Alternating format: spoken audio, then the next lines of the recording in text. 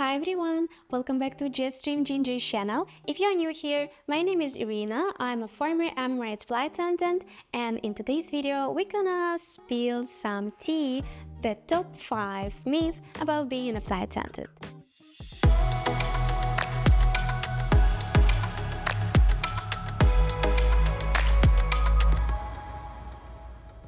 Spoiler alert, it's not just traveling the world in fancy outfit, it's much more to the job that most people realize, and we're gonna break down all these myths and uncover the truth behind the job of flight attendant. Let's kick it off with the biggest misconception. Most people think that flight attendants are just waiters on board, and I believe I was even called flight waiters on one of my comments. And you know what? That's really rude. I have nothing against waiters, and yes, we do serve drinks and food on board, but the main reason why company put us there, a safety reason. I believe that people sometimes forget that they are located in a metal tube, and sometimes there is a 3 hours flight to the nearest airport, and there is no police on board, there is no ambulance on board, there are no firefighters on board. Who gonna fight that fire? Cabin crew. Who gonna save your life if you have a stroke? Cabin crew. Who gonna help you if someone hit you? Cabin crew. Just remember that there is no one else who can help you there, and cabin crews or flight attendants are the people who are gonna save your life. For example, I passed an intensive 2 months training back in the day on Emirates Training College, and that manual, literally the size of it was like the size of my palm. I'm gonna find a picture and I'll put it somewhere here so you will understand how big that manual, and you literally need to know everything there. You need to pass an exam to get your flying license, and every year you need to pass a training where you confirm that you know everything that you learned back in the day. You know that manual by heart. One real-life hero that comes to my mind is Job Hanot, a flight purser who saved more than 350 passengers on Pan Am Flight 173 in 1986. Basically, the aircraft was hijacked and she decided to open an emergency exit door 17 hours after the hijacking. By this decision, she sacrificed her life to save other people. She became a shell to 3 children and she was killed by the hijackers.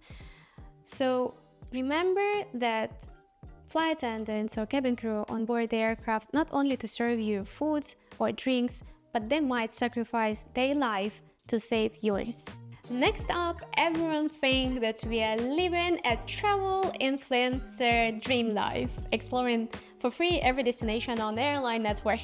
But that's not true. I'm so sorry to say that, but that's not true. For example, Emirates have more than 150 destinations, but I haven't been on all of this destination because if flight is longer than 5 hours, then yes, I stay at the destination and I explore the city. Most of the layovers for around 24 hours, which is not enough sometimes to explore, but still, you can go out.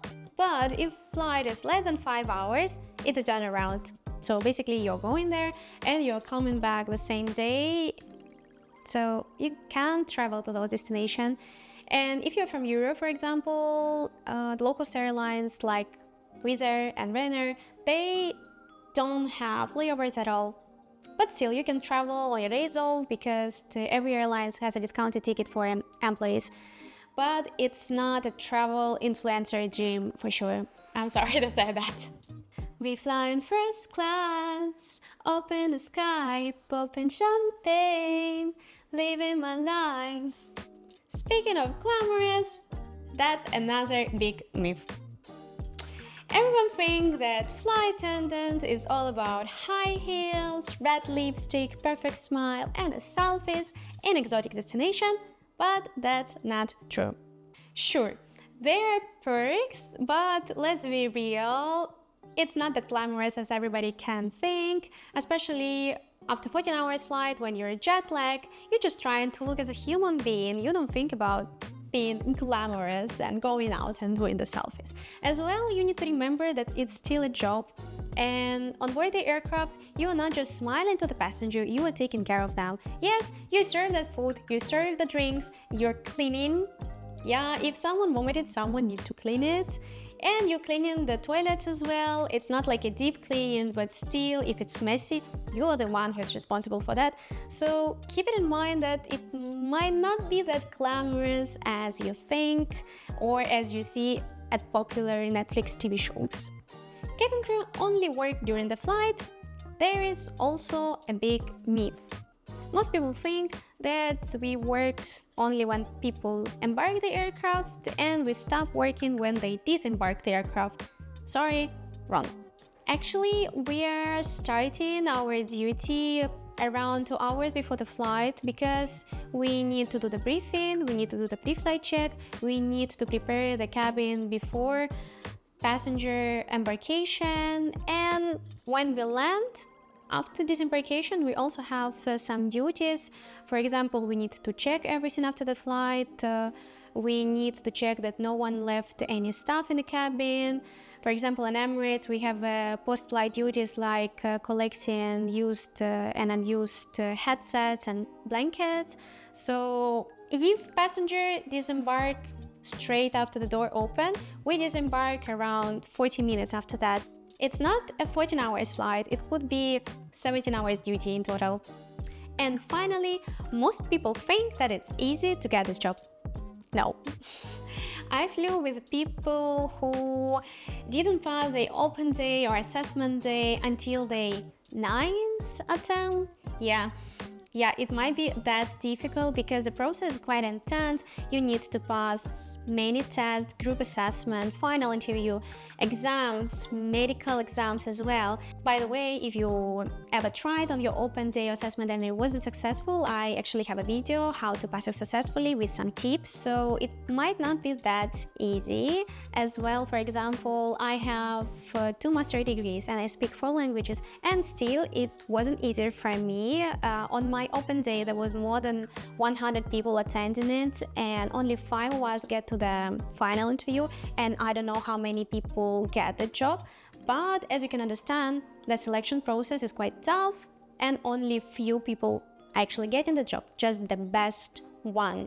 Yeah, it's not that easy as you think. So yeah, that was the top 5 myths about being a flight attendant. I hope this video helped you to understand that this job is not that glamorous, and it's not only about traveling the world and enjoying your life and doing the selfies in the mirror on an exotic destination, but it's also about the safety, and you might be exhausted and you might work longer than you think, and the job itself could be harder than you think, but it is what it is. I hope you enjoyed this video. Don't forget to like and subscribe if you like what I'm doing, because it really gives me motivation to continue. And I believe I see you soon. Bye!